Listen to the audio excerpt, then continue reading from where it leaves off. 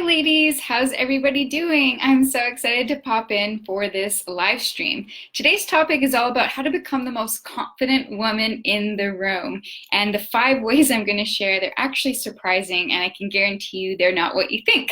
For today's video, I also have my little buddy Suggy with me. He just got a haircut, so he's all shaved and basically the cutest thing I can imagine. So, we all hear about these epidemics taking place in society right now, an epidemic, a pandemic of obesity, of heart disease, of cancer, all these things, but we never hear about the epidemic of something else taking place. Hey, Anna, welcome. And what is that epidemic of? That's actually of women lacking confidence in some capacity. And why is this so important? Because when women are feeling confident and moving forward from that place with courage and bravery to do what they're meant to do, it's literally going to change the world. It's going to change their life. It's going to change the world. So I'm going to share with you 5 ways that you can actually shift this so it's you being the most confident woman in the room. So I'm going to open up my notes to make sure I hit all topics. Okay, so the number 1 way, and this is no particular order, by the way, one of the top 5 ways is literally just spending time uncovering your own unique purpose. So what does this mean? You might be thinking, but I don't know what my purpose is. Does that mean I don't get to be confident? No, I don't mean that at all. It could mean you're simply segmenting time in your week, in your day, to actually give yourself permission to indulge, to read, to learn about things that you're actually interested in, that you're being pulled to, that you have an inquisitive curiosity for, right?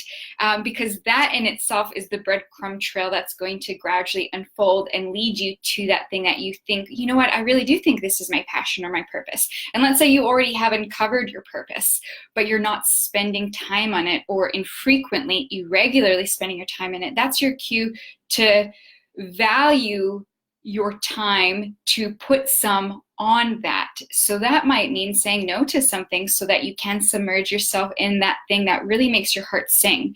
And why is this anything to even do with confidence? Is that when you have something that you've uncovered that's unique to you, that's special to you, that gives you this sense of like, I'm here for a unique reason, it deepens your sense of value, and it helps you shine this magnetic light out into the world, right?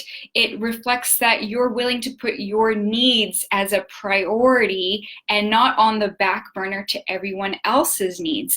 And that every time you do that, every time you put a little bit more time, intention, and attention on that thing that feels like your purpose or your passion pursuit, it's adding more energy into your confidence bucket, right? It gives you something that no one can take away from you because it's yours. It's your magic little seed of contribution and purpose to the world. So give me a hell yeah if that 1 step resonates with you. Okay, so we're going to go on to the 2nd step. So this one is definitely not something you've heard before. What I recommend is when you are engaging with people, when you're talking with people, when you're connecting with people, actually connect with them. Actually look at them in their eyes, and when they're speaking, be present to the conversation, and don't just wait for an opportunity to chime in, give your 2 cents, or try to turn the conversation back onto yourself, because that kind of behavior and tendency, which some people really do, it actually screams, I'm not confident, I need more attention, give me more, right? I'm not fulfilled without everything coming back toward me. But a woman who has this air of confidence, almost like this stoic wisdom about her, she's able to be present and engaged and listen without having to always turn the conversation back on herself. So try that, and I kid you not, you will be emitting this stoic, confident energy about yourself. And then the number 3 step, oh, welcome ladies, so glad you're here.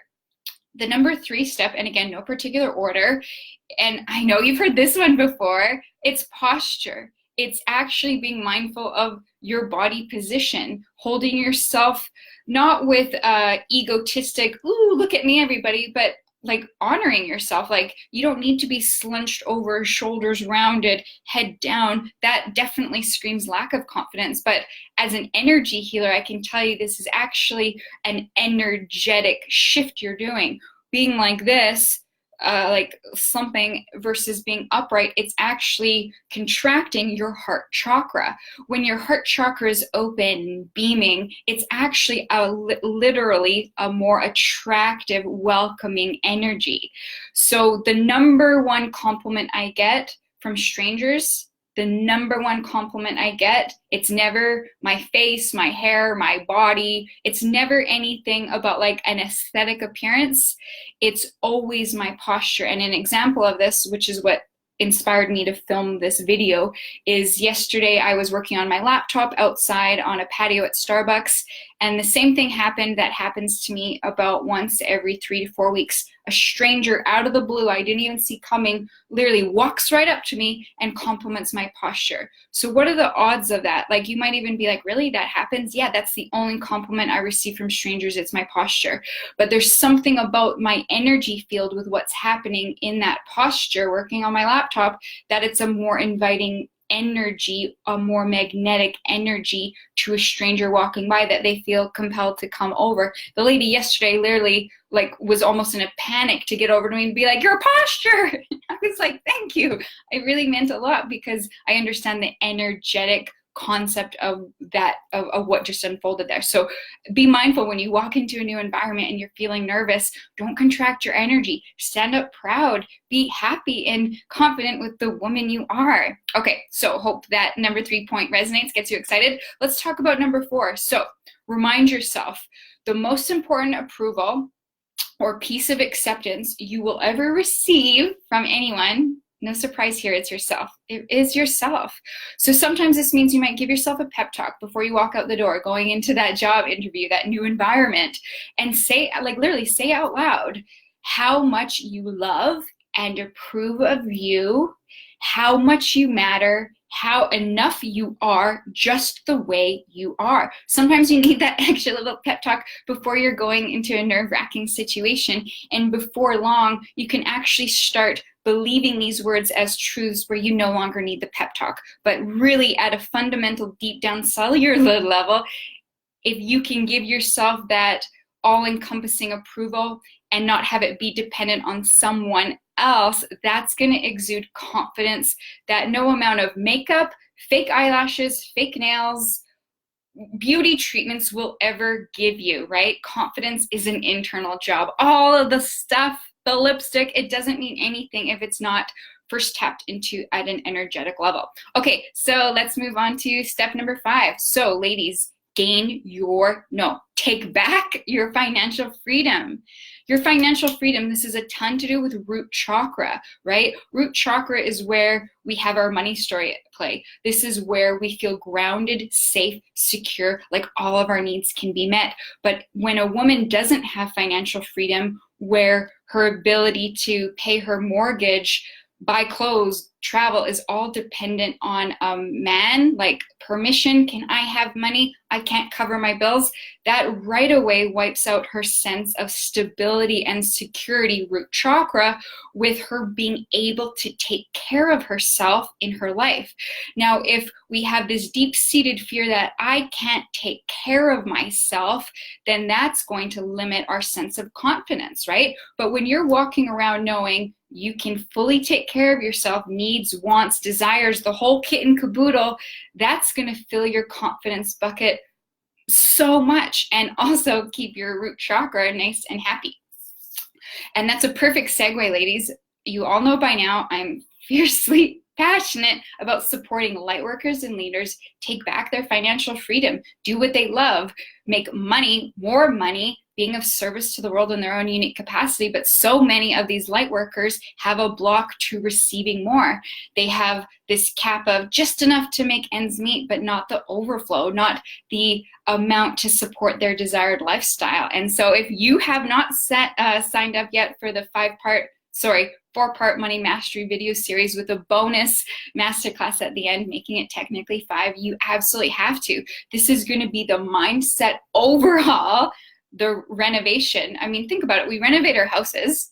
Do we ever renovate our outdated mindset for a new one so that we can experience that paradigm shift that says, yeah, I am deserving of financial freedom. You know what? I appreciate that some of my financial X, Y, or Z has been dependent on someone outside of me to this point, but I'm ready to turn a new chapter and have that ownership be coming from within, right? So that financial freedom is a key step in building your confidence. And not only that, it allows you to enter into relationships with partners, with males, knowing it's not because you need them to support you, it's because you love them and adore them and respect them and they're your king, and it's nothing to do with can they support you financially, right? Because that's a codependent relationship. So in any case, I'm obviously passionate about this topic. I'll send a link in the comments below if you haven't signed up yet. It's going to be airing for 1 more week, and then the new members are kicking off their Abundant Boss Queen journey in September. I hope you ladies have a beautiful day. I hope these 5 steps were helpful in some capacity, and I'll talk to you soon. Bye.